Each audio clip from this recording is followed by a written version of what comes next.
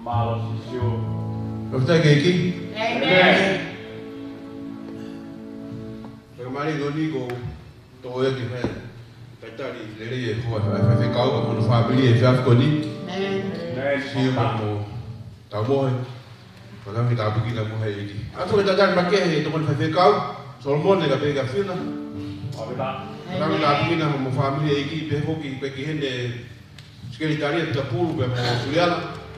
Tadi lele e fa goni. E mo pe na he.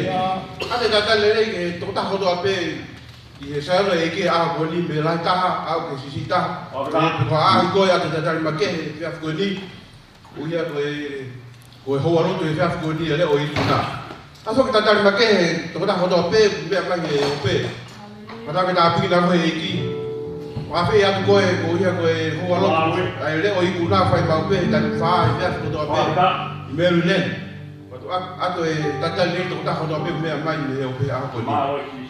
Hallelujah. O feito bem aqui fora que vai hape que o rabo mati tau tolo fi af goni. Ho ko ta buak. Maui. Toi vai e so ko va no fa ves to lua le pe mai. Kai fi fa le aki mo tolo. Que te ki mo tolo. Amen. O manava ofa. O faka fe more aki moutolo o hange o faka more aki moutolo he otua o uhi ko kalais. Amen. Ate ko more ke to ta ho ape fa ko ni ko pa ya to no mo wi ko more hange au wa to no e fa to mira ko fu a to si asi ate ko more poto pe ani mui. Mata e ho ki for na blau. Ta foi fa mo aqui mesmo no top. Amen. Pavila. Olha que tá falando que lot fa ta bu ta wa fa ko ni blau. Para mai ko go ma ta mai fa ba ya sona. Ho que ma ha on ni fa ko ni que fa hu mo fa ta que de ko. Ta mai mo fa ta bu ya te me ko do be de mo fo de a ko ni. Arriba. Ta me ali mo passo ko ni ma ta mai. Tu que falar que que o fa a harmonia também. Vê que for a harmonia, o outro cor que decoy. E for mais lá o mare que o fatar no motor de harmonia. E que tá aqui é como um aí no to pé que não cai no pé, apa eu pé. Fatar aqui não vai morrer a harmonia aqui. Não além no lá que o for de harmonia. Mas fia para tocar mas foi que que foi que uma pessoa fa harmonia suca escola para fa morrer. Amen. Mari godigo que asa que cara que vai o Karena kita kita main melva, betul ni. Kalau dia kau buat kan, kau tak betul kita tak. Kata dia bagi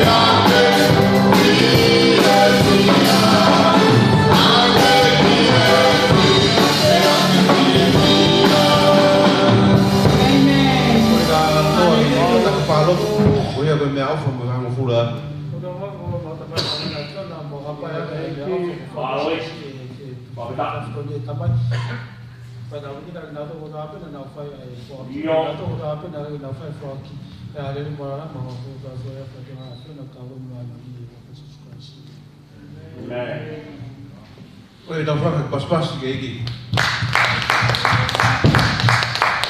Hoe we niet over verder gaan naar het PFT, weekend, hoe we ons zien door het einde, waar we het kunnen doen, die hebben we al op. Yo, malo, we gaan daar. Oleh benda kemarin kau ni, kita dulu mah, kita tahu apa yang kita Haleluya, halo sisu. Ko le te kau ka mea na u ta ki ta to ke. Thank you, Jesus. Hallelujah.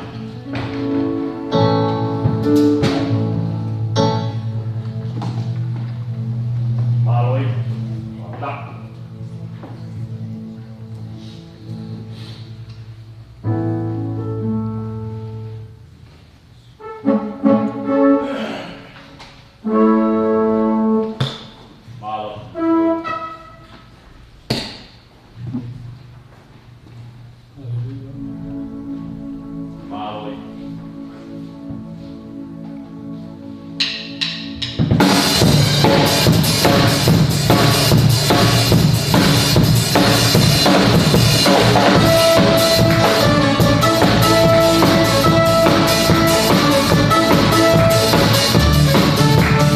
Pavila.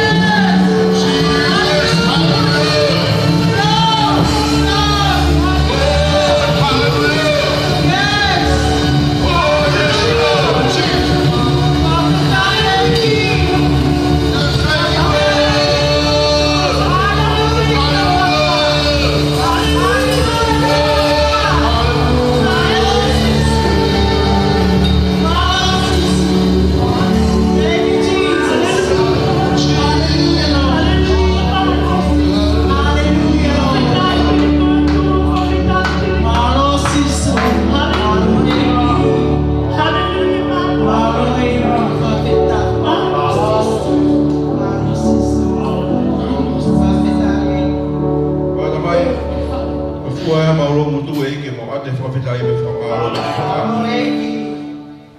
Na mai ne o bi haa mena mo fō mai e whiafu kone eki. Maurelei taha pe ko ma oso singa maare e pe eki. I ma whakahingi iki i peho ua whae aha ko kua whaosi kone e ta mai. Tuke langalangi a peho ua whae mea ko ma whai i mea ko toa pe eki. Aho kone eki ma whamaro atu ke te koe mea ko toa pe ni ma fō mai whiafu kone i a hiwa. O tae mea rea. O e paso mauni mai ta mai.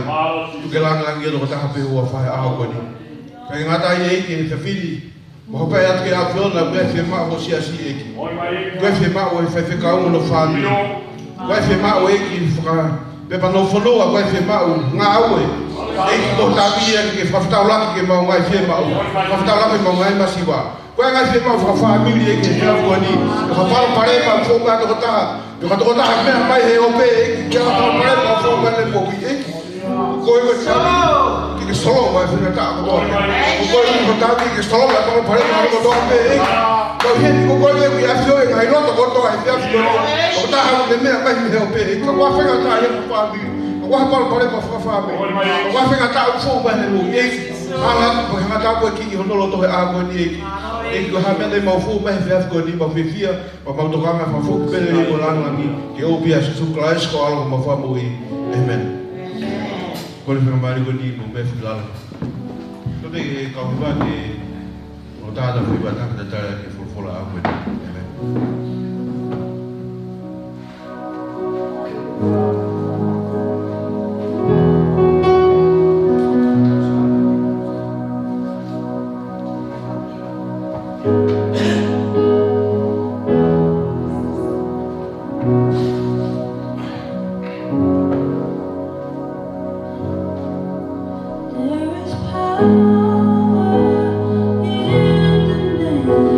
Jesus.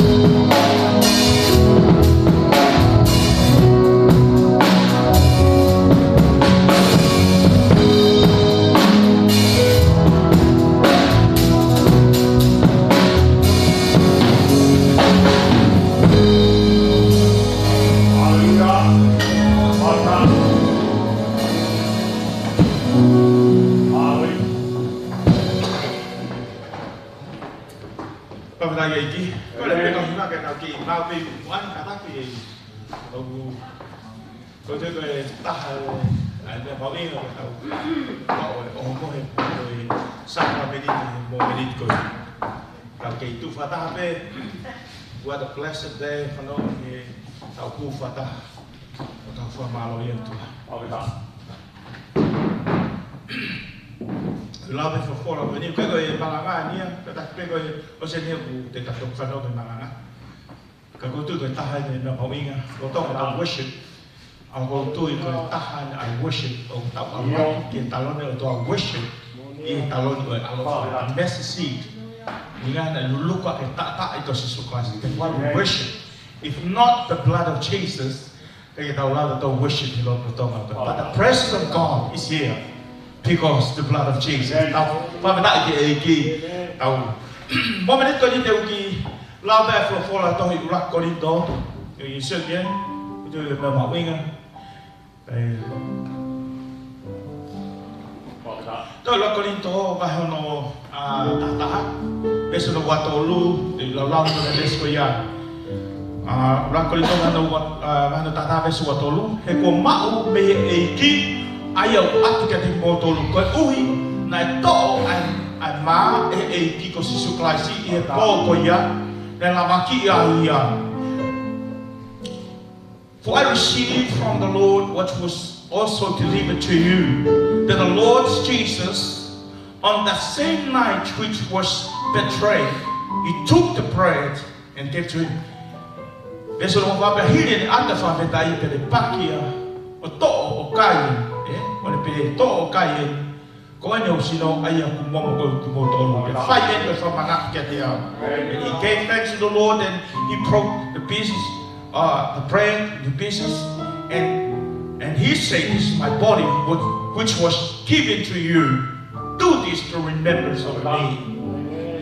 Eso no wani ma na na pepe ya ne to ai pu hi ne kaya yo mo he ne pe ko i no e fo ka fo I hope toto mo fight in ko fa manat ke dia yo mo fa ai no ya the same way Jesus took the cup and the wine after says this is the cup of new covenant between God and his people an agreement to confirm with his blood and do this to remembrance of me. Ano for nước mahino ở bên bên cái tịch to có huynh em đọc pha manat để coi huynh em sẽ cao ya sisu kan coi này to ai má ở baki bên ai coi ta hai này này oxygen có mồm của huynh cũng to broken because of you.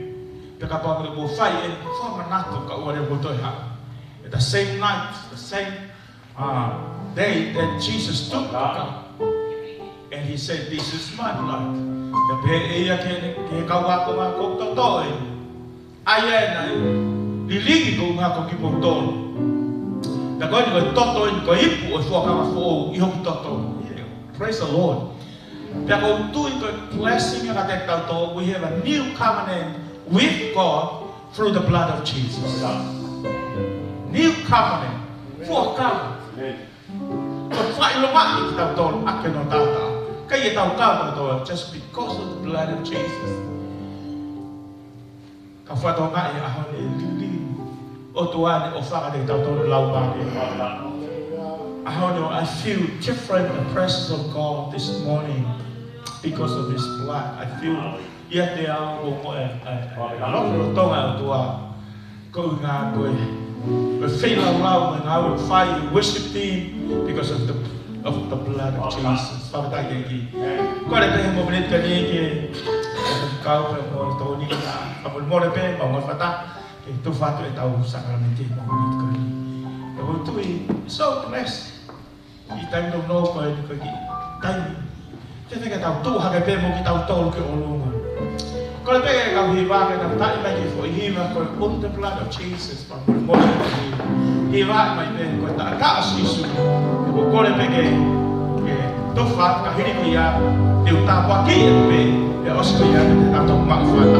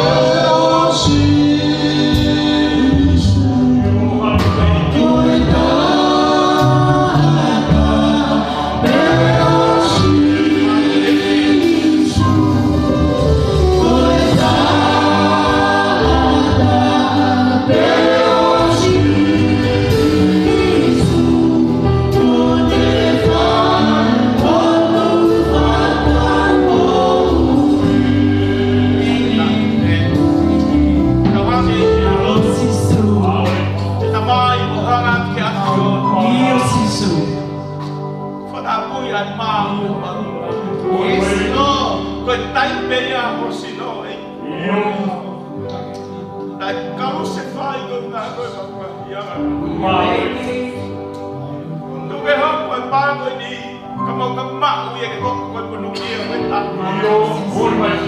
Ko palo mes ko ua kama ia mo ki ba.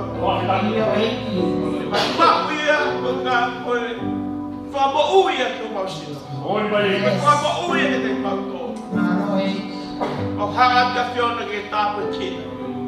Pewa ka hipu ke wa ni ma e. Ta kui. Ai vai ke wai ne ko e. Ko tai pe e ta o e a fiona. Ko ni na ni ringi ko na ko ba nga ya. Ko ni a e ki fa mana ke te pa to. Ko ni a ta o fu ka ma. Ma ilo. Ko na hi. Palo mes ngai fu ka ma ki bo a. Pau ia ko nga ko ai sia o ia. Ka fa me nai ko ke ko tumbo ki ma ko le ko na ide ko o. Ko ko ka ko o ko fo o ta asi. Ka ba ka ma ai ma le ko. Ko vai ko ne ki ko vai ne ko ni. Ke ho ko ia ko fa ma na tu ma wai pe. Ai na o ma o ma na ka fai ko ma. Wa fa do a si ju mais ka ko ma fa ka. Well, let us take together the prayer in Jesus' name. And also the cup.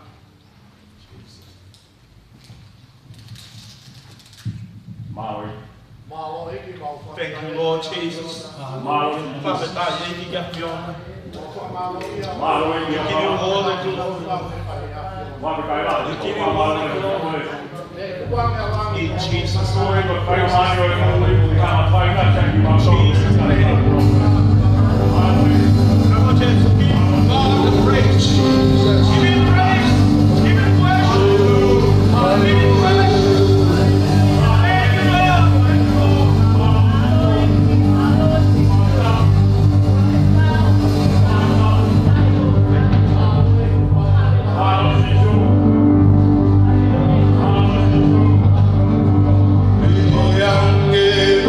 Yeah.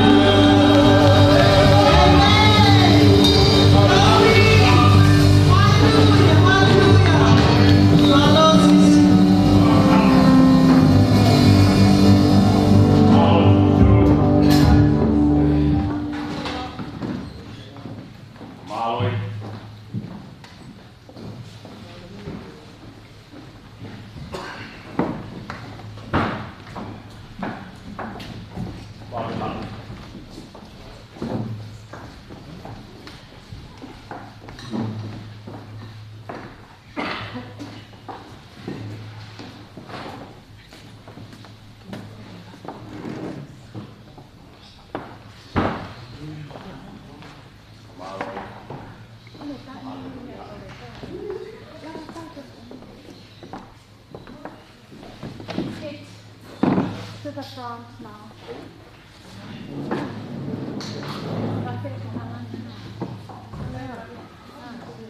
Hallelujah.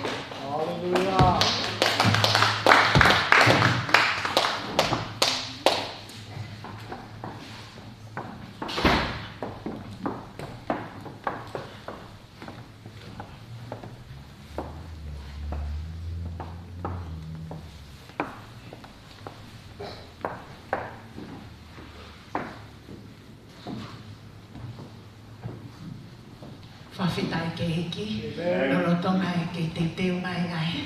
Hiwa ai whanau i he whiafkoini, whiawhia pe i he ahoni, ke whahoko hatu heki whanau, i o taungasi as whakatonga whoko e ahoni koe aha sāpate a ngai whanau. Pe a whiawhia pe ai ongo taki ai iuf, ke whahoko e tau whanau i he ahoni, ai ki Exinson na nau whai i he tau kompai na e hiliange, pea oku whiawhia e whanau ke nau whahoko ia i he hoa koe ni, pea hili ko ia tau whakawhea ke ai wholawhola he otua i he whiawhini. Nā lo, tauam ke tāpekina ki ngotoro he eke.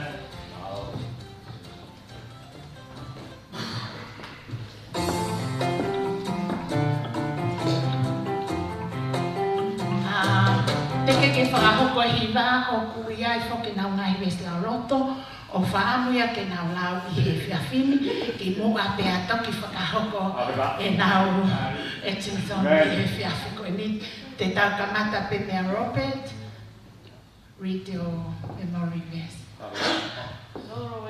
God is good. All the time. All the time. God is good. I'll be reading Revelation chapter 3 verse 20. Behold, I stand at the door and knock. If any man hear my voice and open the door, I'll come into him and will sup with him and he with me. Amen. Amen. Hallelujah.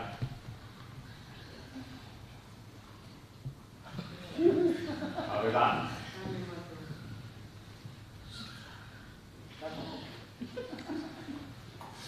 Psalm 119.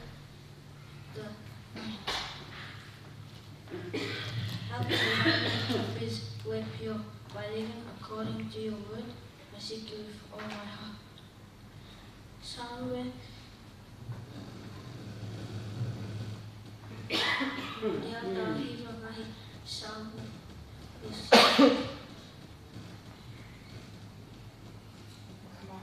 whakamaka e he tangata tarawau o na hara e ha tokanga ki ai o hange ko whorwhora. Amen.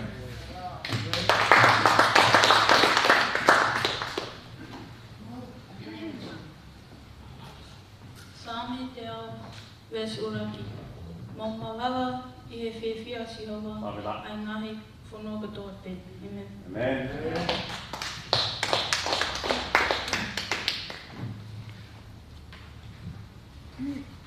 Go see you.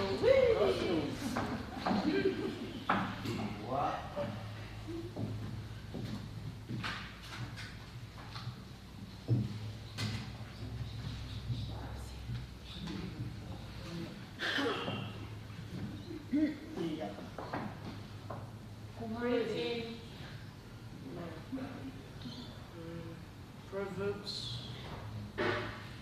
Proverbs chapter 4, verse 1 and 2.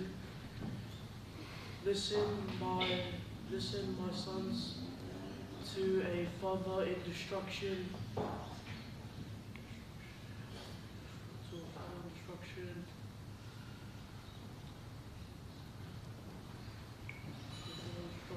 And pay attention and gain understanding.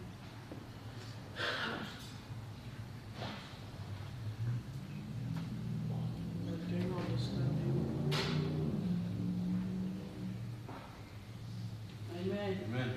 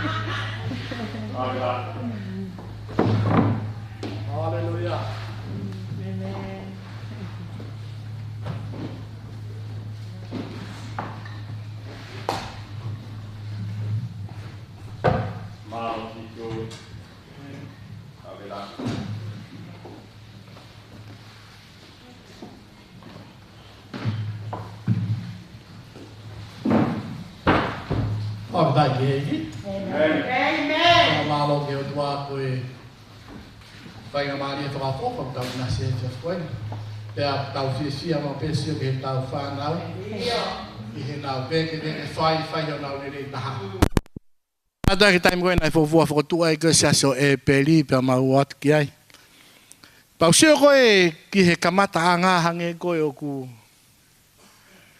pe ku ha no whakalea hange ngari kaunga tāmaki e kauhiwa toko si e iufu.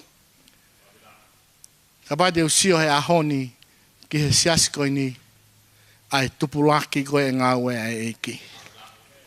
Pea kune hanga remind me ka te au e ahoni ki he tau whānau. Tau whaipe hono tō kaki, tau whaipe hono whakahino hino i. Whakatongia ki nau tolu.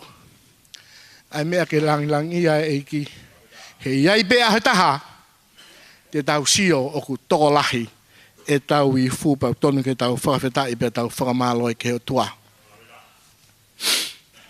Ki mua ke u lawe ke ha wholofola e honi ko to mua tuku ha whakatapu ki he tolu taha i o tua o ku tau iho tau loto ngā i he whiafkoini. Whakatapu ke whaiwhikau pe he ngono hoa. Sketari pa pehe ke toenga katoa ho tau ki siasi he whiawhini. At whangene whakatau makehe, kia ki nau tolu katoa pe ku nau mea mai he ope. Whanau a hau eki muha tāpure. Ha takilotu. Atu e whakatapu. Ka tuku mua ke he motua masiwa koeni. Ke whaiha tau pou me wholofola maa mo maoni oni o tau eki e whiafkoini. O kore pe ke tau hanke ki he lotu, ki mua ke tau hoko atu. O tuko mafi ko e mau tamaita ngata e Fiona. O ku mau kei whakawhetai, o ku mau kei lau monu, o ku mau kei lau tāpuaki. Ko hinga ko e a Fiona, ho o tauhi, ho o malui. Ho o tataki o tua, o ku mau au sia e aha koini. Ka ku mau te hangat kere koe o tua. Mau ke whemau ho tokoni, mau ke whemau ho tataki. Mau ke whemau ho whakapoto o tua ke mau ngahi mo ui. Koe tangata pe ki mau tolu, o ku lahe taimi o ku mau tono no po mau whehala ki ai. Ka tuku mua ke mohange ko te vita o te mau tō pe mau nofoai. Ka tuku mua ke mau tō pe mau tūhake o turi mui atu ke whai o whakatatau ke whenangalo e a Fiona. Ta mai ko lot ka te koe ko hinga ko ho wholofola e whiafkoe ni tan pe fufu e tangata o tua. Rea pe koe o whakatatau ho wholofola o tua ke hoko ia koe hāmala koe tūhulu koe māmaka ki mau tolu o tua. Ke whai mai ho mau ako ne ki nai aha koini. Ke au e ngeia pe mo e langi ia sisu Christ ko ala ko iha mau whamui. Amen and amen. Ane te ate ko sio i he whaki kalauni pe koe whakanofo tu i koe o sāre si ane he whiawhi. Nai ki mea e ua lahe ngahi mea whakaofa ofa ia ne usio ki ai. Ka nai ki mea e ua nau hanga piki mai mi ai. Uruaki, koe kawe inga koe o whakanofo tu i koe ni koe whiawhia pe mo e tu koloria. Koe whiawhia mo e tu koloria. Ko hono wā, taimi koe na whae ke no whakafuaka wai ke mai tohi tapu. Ke hiri gai ni mai tu i koe ni pe whai no whakafuaka wai. Ko rea koe ai kāti nare nā ne whai ke tu i koe ni. Ko eni ai tohi mahu inga taha i he māmani koe ni. Hei kai ke toi ai ha tohia e laka hake pe toi mahu inga hake i he tohi tapu. Ka koe ne tapou koe pia moe ne whare i koe ki he tui. Ko every decision you make, you have to base from the Bible. Koe totoni pia koe pia katoa pente ne whai o whakatatau ke he ne whakakau pia moe whakalere whonua ko pau ke alu tatau pia moe wholofola. Pea ne hoko koe tāpuaki ka te au. Ai ngahi wharei ne whai ki he tui koe ni. Mo mea taha ne usio ki ai. Koe taime koe ne ta taki mai o whakahu mai ki he whare lotu koe ni. Koe kau whai whe kau pe. Te ui e au. Neonga koe kau kāti nāre ka ko te ngau ea ke rea whai whe kau. Ko hinga koe rea tau mahinoi. Koe kau whai whe kau ko toa bena e tuu he ta whaake o tui. Kei te ha sotia. Kei te ha tahai au fiai. Koe kau whai whe kau pe. Pea ku fia hau loto. I he whahinga tuunga pe he. O ku nau ai e lotu ke mahu inga. Pea ku nau ai e sihova ke mua he mea kotoa pe. Na tok taipe na e hua i koe. Ai tui koe ni pe koe ene awhio ki tua. Koe taimia na tok i ala mai ai. Ai kau sotia, kau polisi, kau bodyguard. O hoko atu hono tataki pe koe no whakaha ere ia. Ki he Buckingham Palace. Pea, ko fia wai, kai te wilo pena ke sio ai ane afi, ka nau tāngo koa, ko tui pe te Malanga sa resi pe au a pongi. Ka i he tawhini he kai te whakaloloa. Kore peke ke wakai whakataha pe mo au, tohia mātiu, wahe wafitu ves hono wa. Ves pe taha, pea ko kore ke tau lau whakataha mai he tawhini, pake ai ko ho o rea ia a au i he tawhini. Mātiu, ua fitu, vesi hono ua wā. Ke tau lau whakataha mai he tawhini. Taha, ua, tau lau whakataha. Pea pehe e pai lato kia ki nau tolu. Pea koe hā te uwhai kia sisu, aia kui ko kalaisi. Pea nau pehe ko toa pe, tuku ia ke tutuki ki he kolosi. Teu te lau a te au, pea pehe pai lato ke ki nau tolu, pe koe hā te uwhai kia sisu, aia kui ko kalaisi. Pea nau pehe katoa pe, tuku ia ke tutuki ki he kolosi. Kai haku ki kawenga te wamai ke hoko koe poupou mpo whitolahi ka ki tau tolu hita whini, koe whehui koe na e whai e pai lato, ki he kautaki lotu, te hui koe na whai e pai lato ki he kakai he aha koe ia. Koe ha, te whai kia sisu. Hange ka kulau, ko lau, te hange peia ha o lea, i he whini. Koe ha, te whai kia sisu. Koe pui tua tala noa koe ni, koe tuena sisu hi ao pai lato.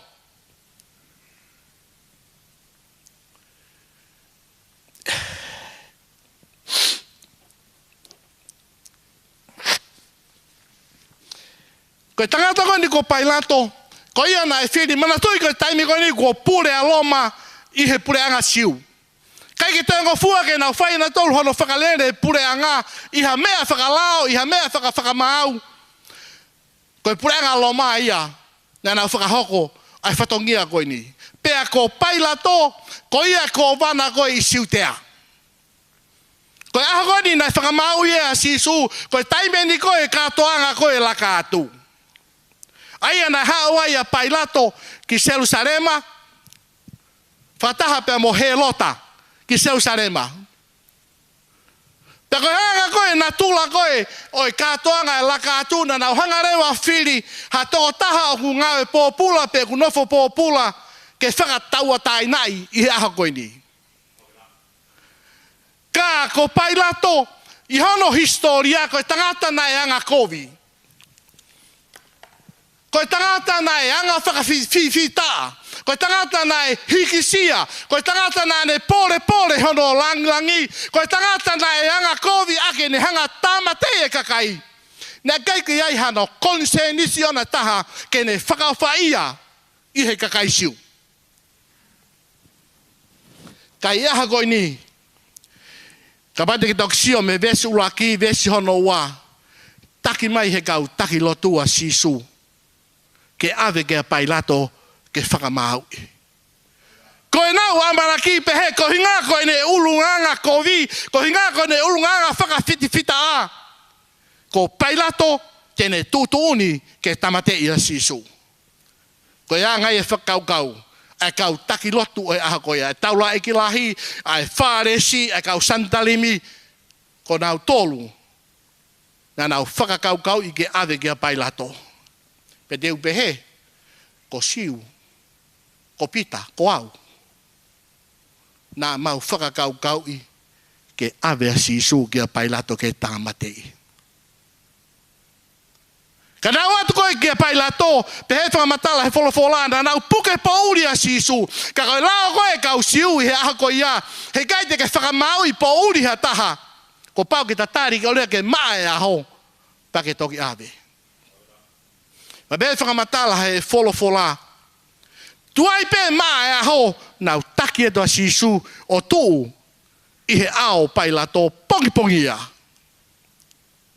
Pe hange, koe ku kaweinga koe he aha koe ni, koe ha ho mea e whaikia sisu. Koe whehui koe ni o tū whakataimi lolotonga. Pe mohono lea koe i he wholofola o ku tū taimi lolotonga. Nea koe lea koe ni na e whaia e pailato i he kuonga koe ka ku pehe he whakarea koe ni. Koe ha e ku mea e whaikia sisu pe ku whehui ke te koe pia moau e ahoni. Koe ha e ta mea e whaikia sisu he aha koe ni.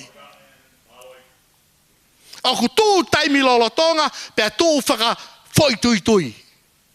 Aia koe whehui, koe makatoa koe ho tari, mo eku tari, e whakafoi tui tui be. Koe whehui whakaluku fua, koe whehui a pea kia te koe, pea whehui kia te au. Uruaki tū taimi lolotonga, hono ua tū, uruaki, koe tū taimi lolotonga, pe hono ua koe whehui whakafoi tui tui, kia te koe pea moau e ahoni. Pe hono tolu, e makatounga mea iho ta destiny. Koe ha e ta tari koe, kia te koe pia moau, koe ha e ta tari koe e whai, ki he whehui koe ni, koia te taiku ki ai i he kahau. Pia mea te au te ulawa pe he koe taha ni, ha whehui mahu inga taha. Mei he wholofola, ko wau sia e au. Bea e hoko pe ia ta tau pe ia pe uke tui ki heo tua pe i kai tai tui ki heo tua pe uke tau taha karistiane koe pe i kai koe ha ho tari kai kai ki ta lava ki ta hola ki ta ua mehe whehui koe ni. A koe ni tua sisu he ao pailato. Pe koe whehui kia sisu kia pailato kia sisu koe mo oni koe alo koe o tua. I heni o kune hanga o whakatā mai ka ki tau tolu, na e tari koa si isu tarange, io hange ko ho lau. Kai osi ko ia, e tari koa si isu ke pailato.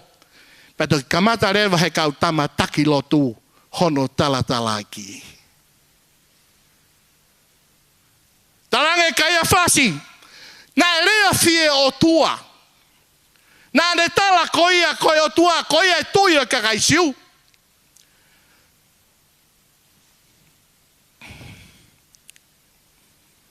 Koe tangata koe ni ko pailato, o koe ke fuu mahu inga ia i he mea whakasiu. Pea koe ke fuu mahu inga ia i he mea whakalotu. Koe ia ina e hanga he kau tama koe ni taki lotu e aha koe ia o whau e loi ke ave ke talatala i ki iaki a sisu. Urua kina nau talange, ko sisu o kune whenga ke liu kawa. Ai whanua ke whakawhepaki ki loma.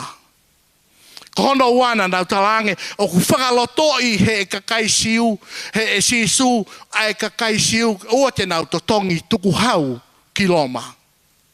Peka hono tolu, nā ne tala koia e tui, ke whakawhepaki ki a sisa. Aki ko ngahi tuku aki i loi koe ni, ke pehe ke makato unga meiai, hono hanga e pailato, o ave sisu ki he kolosi. Ka hange ka kulade koe ne nai, koe taha ni a ha whehu i mahu inga, taha ki a te au, i mehi he wholofola. Pea i kai te ke kalo koe me ai, pea i kai te u kalo au me ai. Ta tau ai peia, pea ke tae lotu, pea ke tui o tua, pea tae tui o tua. He iai aho taha, te tatu tuu, i he ao sisu, ke whaiho ta whakamau i. tua si su he aho pai lato pe fai hono whakawhehu ia.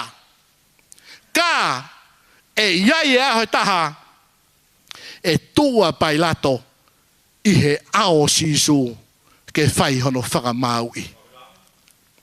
Kai ngā tui i he tafko ini. Taimi koe nai whehu iai e pai lato kia si su pe koe mōni koe tu ia e ka kai siu. Tānge si su hange pe koe ko ho orea. Os koe ia toki hanga rewa he kautama koe ni. Toki hanga e pita pe mo mone pe mo siu o talatala ki a sisu kia pai lato. Kai nai tala mai nai whakalongo pe ai tamai o iki koe ni a sisu. Ko tui koe taimi lahi o tau whenga mau pe ke whakahai e tau tonu hia. O tau whenga mau pe ke whakahai ko ki tau tolu o kumoni. O tau whakahai mau pe ke tau ilo ke ilo he kakai katoa pe. O kou tonu taha pe au. O kou sai taha pe au. O kou lerei taha pe au. Kai heni nai tala mai. Nai si tū whakalongo pe. A sisu. Koe mō tolo kia te koe pia mo au. Koe le taimi lahi ku tau fōu mai he palo parema ta tau pe. Kai te kai ke tau kāta ki ke tukua ki ki tau tolu hata. Iha mea pe he u tau whai, pa tau pe he u kai ke mo oni. Pa tau hangarema o whengai ke whakamaui pe whengai ke iloi. E tau mo oni mo e tau tonu hia. Kana i heni, na si tuu whakalongo be a sisu. Kene ilo, kai ki whainga taa ia kene pehe ki auri whakau a ngelo mehe langi o whakaauha. Ka koe mea koe na i whie mau he eiki ke whakakakato e taumua pia mo e palani na i whai he ene tamai ke te ia ke whakamo ui koe pia mo au. Kua haki mōne whate o mai he whiawhini koha ngahi reo na nau rea pene nau whakahoko kia pai lato ki mua ke ne whai e whai tūtūni i he aha koe ni. Ulua ki koe reo o e loto totonu pe koe whai totonu. Ka paite ke sio ki he vesi hono hongo fulu mā walu o kuei e rea koe ni. He nāne ilo koe mea i he nau meheka ko nau tuku ai, ko nau tuku atu ai ia. He nāne ilo, koe mea i he ne meheka, he nau meheka, ko nau tuku atu ai ia. Vesta havalu ia. Taimi kona nau talatala ki ai, a sisu ke pai lato. Kai whamatala e vesti hongo fulu maa valu. Ai, pero leo e whai totonu, pero leo e whai mooni. Nana lea ki ai taranga e pai lato. Pe he whamatala e wholawholana e ilo e pai lato e nau loto kovi ko hingai na nau o mai a sisu pero e nau meheka na nau o mai a sisu ke whakamaui na i kai koe ngahi mooni koe na nau hanga o ange a hinga koe lo ia ka koe nau meheka koe ke a sisu koe mea ia na nau loto ke o mai a sisu ke whakamaui ke tamatei ke whakangata I lo i kai ngā tui he sawhini. Koe taimi pe koe o ku kamata ke raka ai, pe kamata ke hoko e mehe kā, ko whahinga mea ke whihia i e ta moui. Te tahanga o tutuki a sisu ki he kolosi. Te tahanga o tutuki a sisu ki he kolosi. Ka pake ke ta whai hamea ke tūsi ake e ta loto meheka, e ta loto tauwhehia, teta tutuki a sisu ki he kolosi i he aha koini.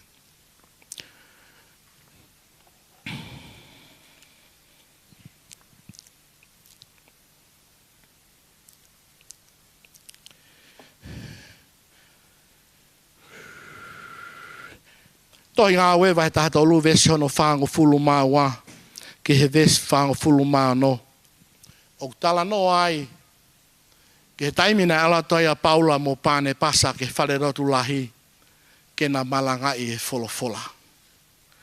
Ka pate tak foki ki ape o lau ose talame ose ai ena I he whare lotu lahi hau e kau sentai lea koreang kia pane pasa pe mo Paula. Fe mua ai sa pate ka hau. Toi hau mua whai e malanga tatau. He ku mau fie whanongo ki ai. Pe whamatala fola nai tolahi kakaina nau mui koe nau fie whanongo ki he malanga a Paula pe mo pane pasa. Sa pate hoko pe whamatala he fola nai hau ko toe whangi ki kolo hange ha whakatahataha hange koe nung tau whaafai. Koe nau hau ke he whare lotu lahi ke nau whanongo ki he malanga a Paula pe mo pane pasa.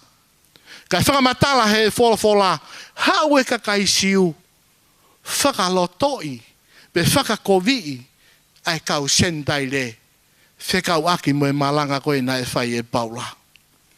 Ka ke sio ki he fo'iafo koe o e loto kovi pia mo e meheka na e whai koe he kau taki siu he taimi koe na e whakamau ia sisu koe kau taki lotu e na hau o huholo I he kakai ke whakalotoi pe whakakovi'i ho nau loto ke kaluse whai a sisu kai tuange a palapasa. Ka tau sio ke fo'iafo ko ia ke I totolo mai pe o au mai ke he kainga siu koe ni. La tonga malanga a Paula pe mo pane pasa ko nau whatongia ko nau tolu ko nau alu nau tolu whakakovi ai si kainga lotu sentai le koe na mai o whanongo ki he folo ai o tua. Haleluia kainga tui he whia fini. Whakatauange mai pe. O kai ke tau na tula aki pe tau sa ia hono whai e mea ko ia. Ke tau hanga taki halai ha whahinga me he mooni ai o tua. Keilo rea koe a Paula te toi aulu he ves whaano o rea Paula koe ni tamai. Na e toki loto lahi a Paula pea mo pane pasa pana talange ki he kakai siu koe ni. I loi ko mou tolu na totonu ke whai kai fuafua malanga koe ni. Kana I kai te mou tari.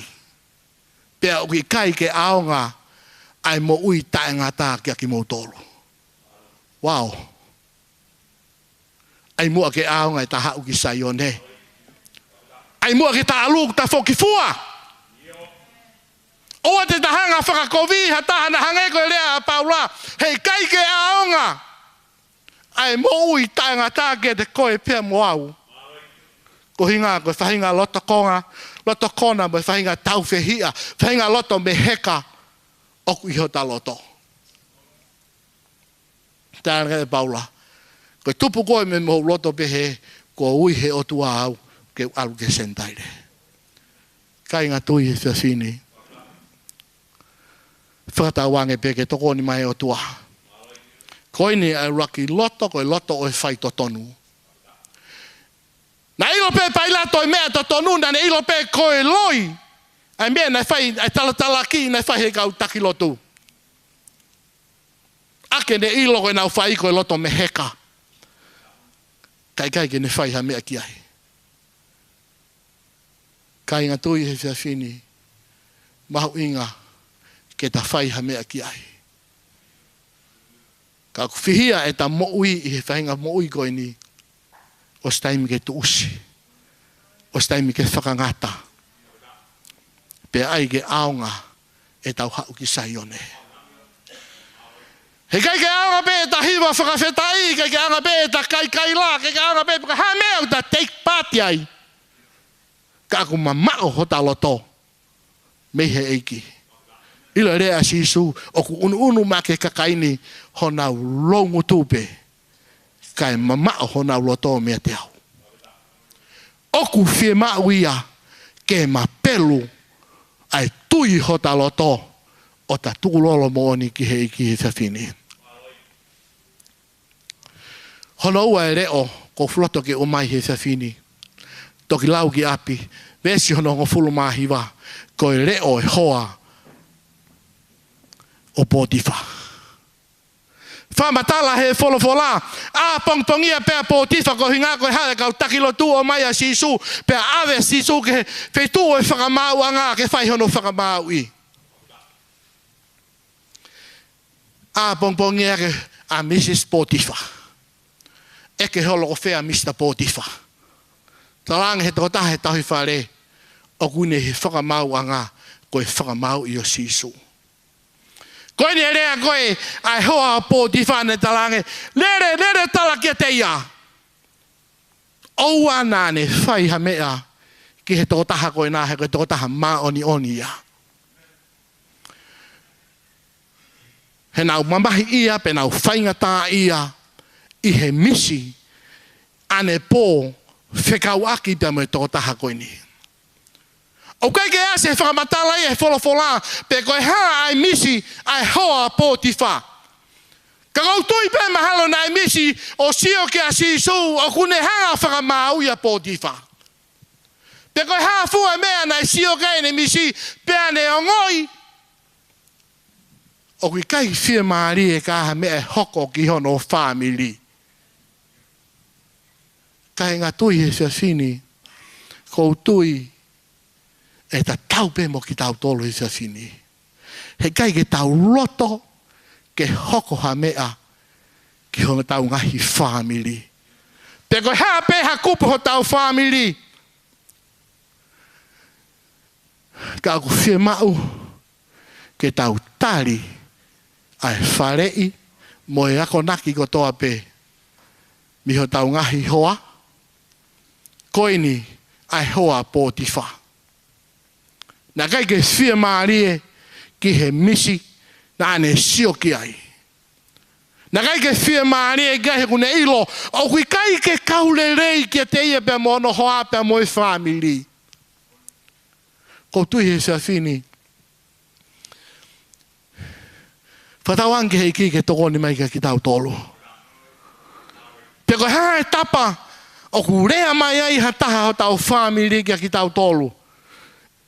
Ho tau ngahi ofa anga ki tau tolu. Koe nau rea, koe nau ofa ki tau tolu. Oua na tau tō ki whainga taa. Pare te alu ki api o lau e tohi sene si.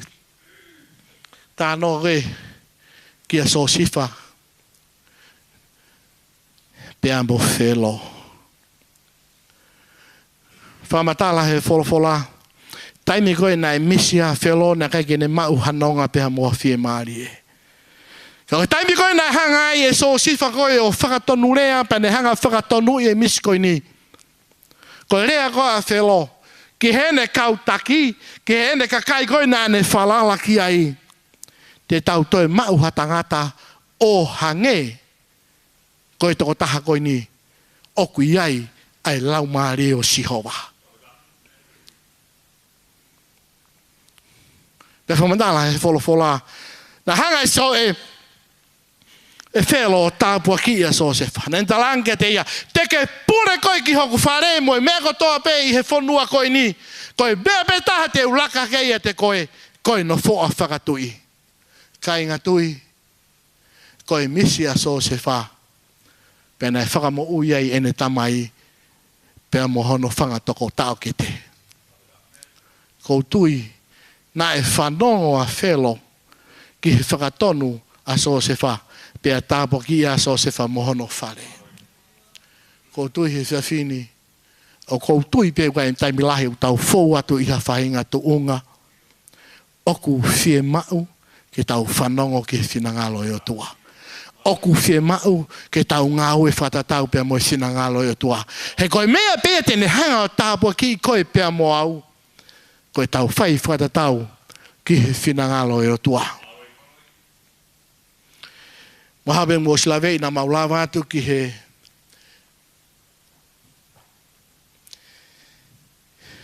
wiki atu ki he mea whakaeki hok te hina.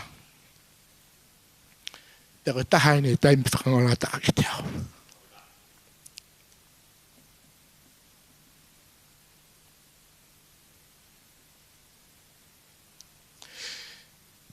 Hoko e mate e te taha koe ni. Pe koe mālolo a si au si. Kene ririu e mea lai. Ia ki mālo tolu kotoa.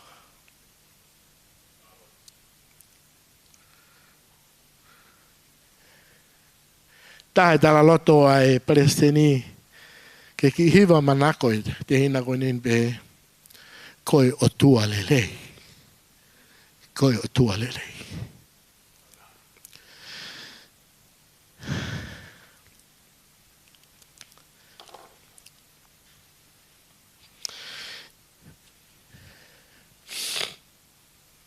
Taha pe taimi au tae ki hiva koe ni o kutangi pe au tō loi mata. Nea o wai amanak le rei ki he tamai o koe ni.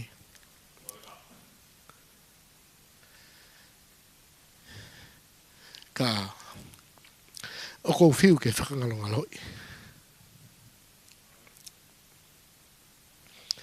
Fuataha e ni e mau whanau ko hui he iki.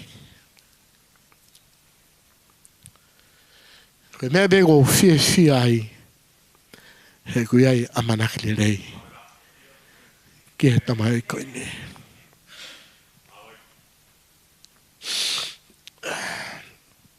Leo hono tolu te ulawe ke he se fini. Na e rea bea whakatokanga ki a pōtiwhai aha ko ia. Koe konsenisi o pōtiwha.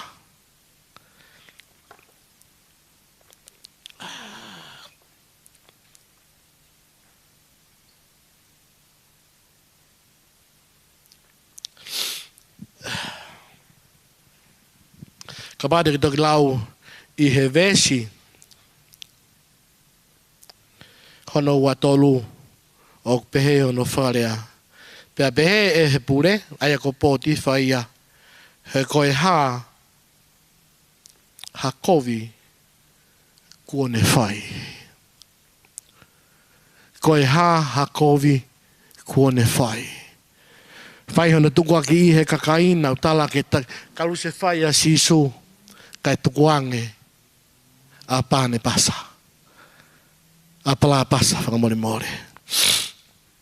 Ka koe tari koe a pai lato, koe ha kovi kuone whai.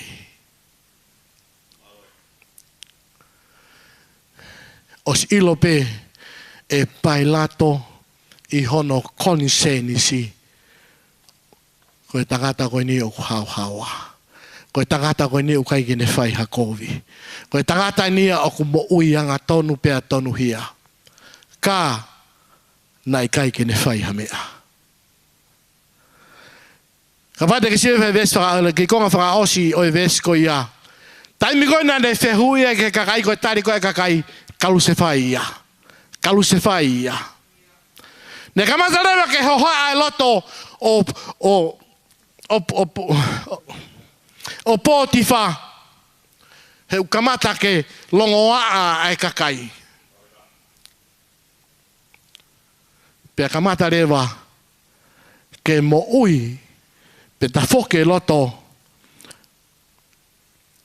o pōtiwha ke ne mo ui whakawhalala ki he kakai.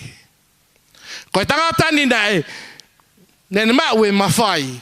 Koe tangata ni nei loto hiki sia. Koe tangata ni ia nei kai tene toka ia hataha. Kai au mai ke aha koe ni. Nā ne wheinga ke whakahao ia mi he tutuuni ke tau te ai pe tāmate ia sisu. Kamata rewa ke ne awe ki he kakai ke nau whai e tutuuni. Iloi, nai kamata pōtiwha ke ne mo ui whakahoho loto ki he kakai. He nane ilo ka pau te ne whai tutuuni ke tukuange a sisu au ki kai ke ai hane hia e hangarewa he kakai o ripoti ia ki Roma. Ai reka ne mea ku whai koe ne mo ui whakahoho loto ki he kakai. Mahu inga ia i hono tūnga, mahu inga ia hono ai mea koe o kune mau. Kakai ke ne whai e mea totonu i he aho koia. I loi i kai ngā tui he sa whini, koe mo ui whakahoho loto, koe me e au kai ke sai. Pehe he tangata poto e he rea whakatata, koe mo ui whakahoho loto, koe tau here ia ke te koe pia moau. Kai tō taha koe o ku whai totonu e kei hau haua peia. Tanoa kia saula. Taimi koe na ane filtaria kia Samuela ke hau ke whai e whei lau lau. Ala tu rewa kamata ke hoha ai loto e kakai koe tuai mai ai taula eiki. Hanga rewa e Samuela e saula fili ke ne whai e ia e whei lau lau o kui kai koe mea ia ana ke ne whai. Toki au mai a Samuela ne eke an ke saula koe haa inu ku ke whai. Pea whakamatala rewa e saula salange ko kamata ke hoha e kakai kamata ke naula aunga. Talanga rewa e Samuela saula ku ke whai vare i he ao Sihova. Pea koe pure anga koe na whinangalo Sihova ke whakatū mau e to'o ia mea te koe. Kohi ngā koho whai talanga tā, mo whai e mea koe nai kai ke to tonu ke whakahoko. Kai ngā tui he sawhini, koe mo ui whakahoholoto, koe mo ui whakatū tāmaki. He kai te ulawa rewa ke whai tūtoni ke mea koe oku to tonu, ka te mo ui whakarongo ke kakai koe haho nau loto.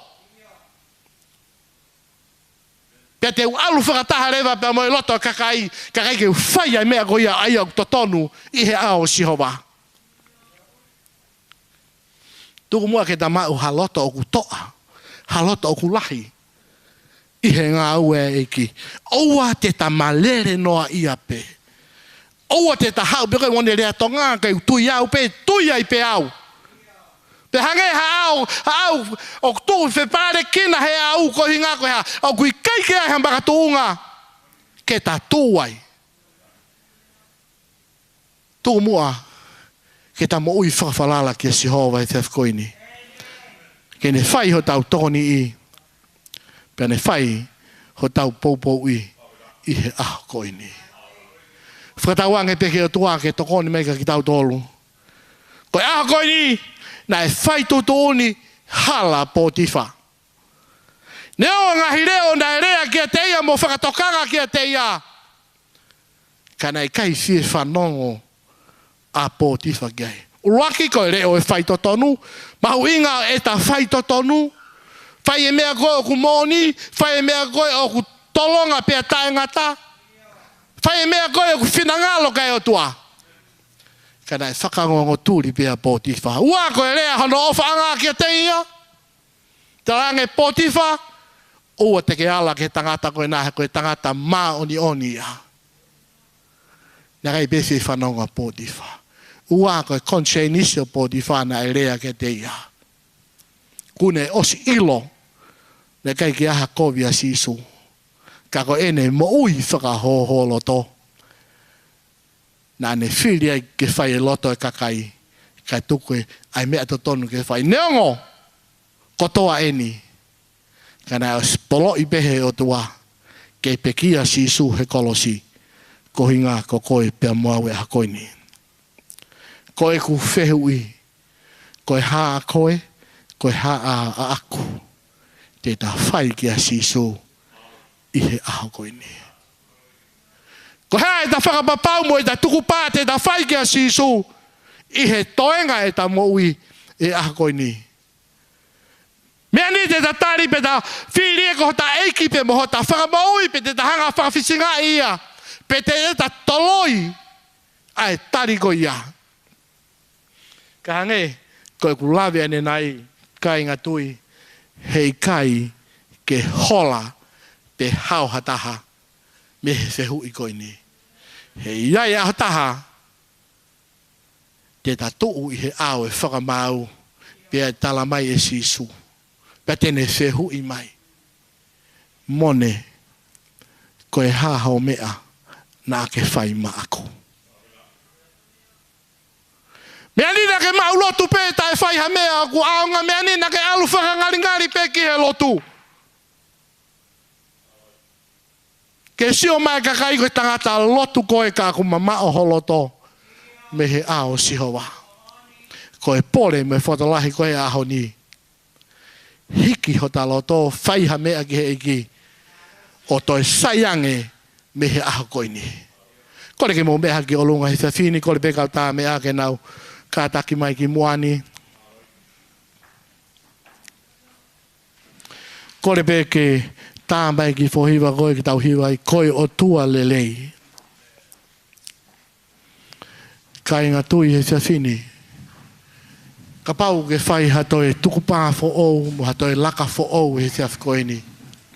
Oku atae orita. Kei lahi pe whai ngā maari e, kia de koe pia moau. Koe whehu i, koe whehu i whakafoi tui tui. Koe whehu i taimi lolo tonga. Pea koe e tatari, e magato unga mea i hota kahau. Koe hā, e ta mea, e whai kia sisu e a koe ni. Koe hā, koe o tua le rei, e tau hiwa e tas koe ni. Koe ko whakawhi e whai te kau, ke ni kā tapu mai ki muani, koe mori mori. Nā sipana ki tau. Aoi. Mamita.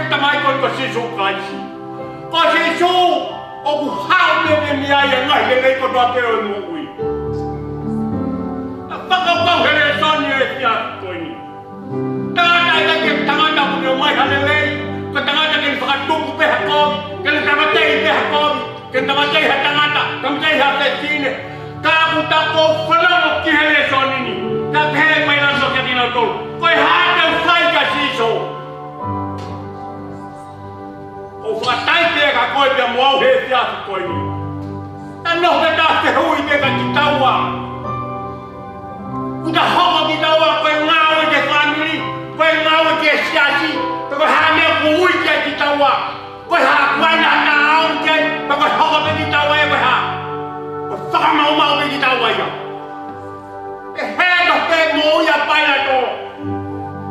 Kafano ngau ye sisue mau ya tani ko ta kwatu na ira payato ano famoi oku hauke ya bihemelo tolotonga noko meka sisu fata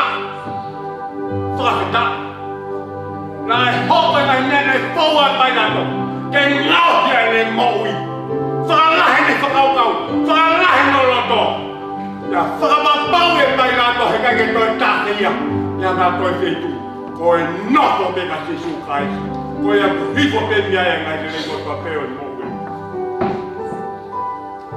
o whakawau he na tula tamani ko tamani ai nofo be he mea uloto whakawau be whanoloto whakawau be he mea whakawau ki ai ka e au ka tani ku ngahu e sisua tangatani o ia mai nato ko sisu be taha ko ia peu tahne bimi ai a nere ko papel mo whakawhitai la pehe konga ki lawa o kui ko kai pe anau pehe ko papel tuku ia ke tutuki ki he akau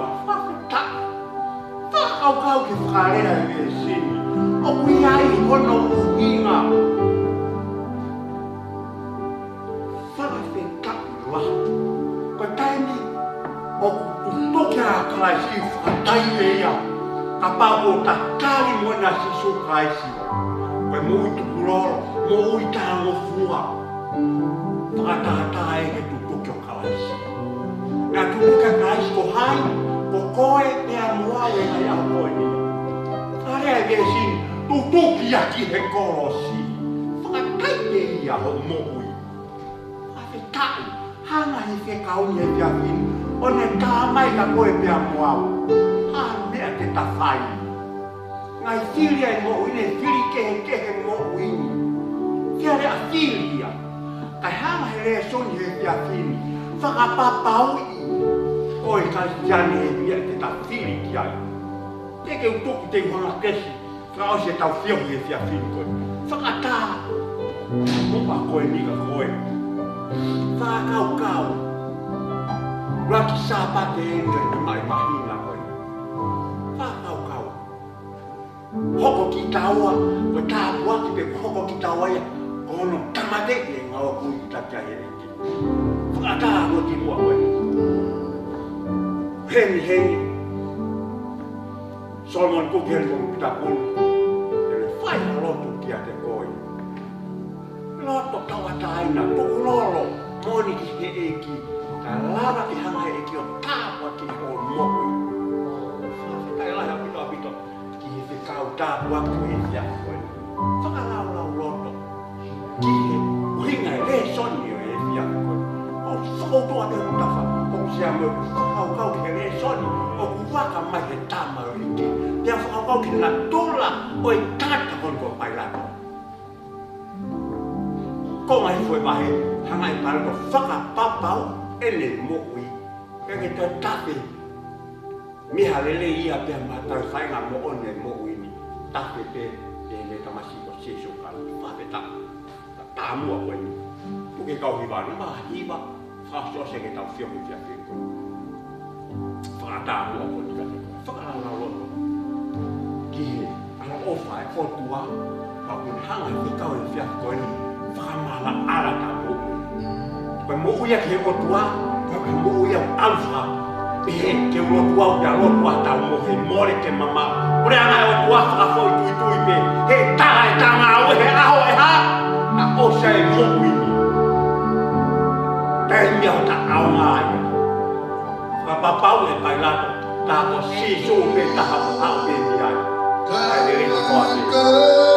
Uia ke iki ka tui whakoi tui pe. Koe au pe o se ta mo ui he mo wini. Aho e tālai. E ka mene ne whai pāmai. Whakita. Koe mo e ke ike walua whakira. Ke wakwa pe ale mo wau. No.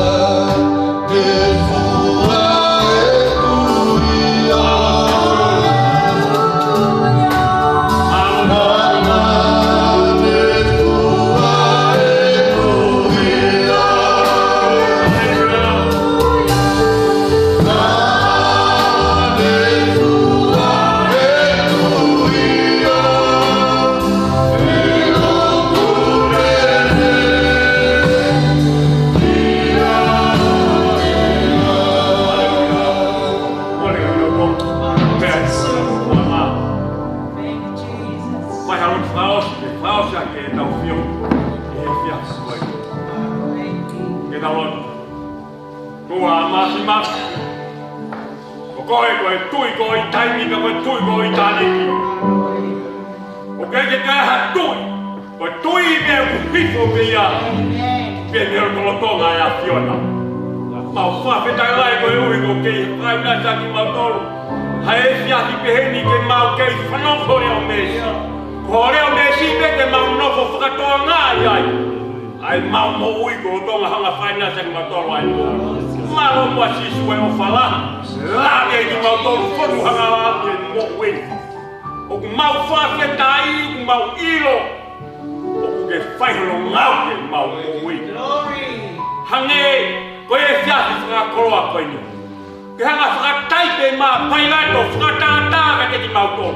Pea mau whiri e mau ui mau ilo. Ko koe pe sisu koe hala. Pea moe mau ni, pea moe mau ui pe a Fiona. Amen. Whakatai lahi mau lau maaria.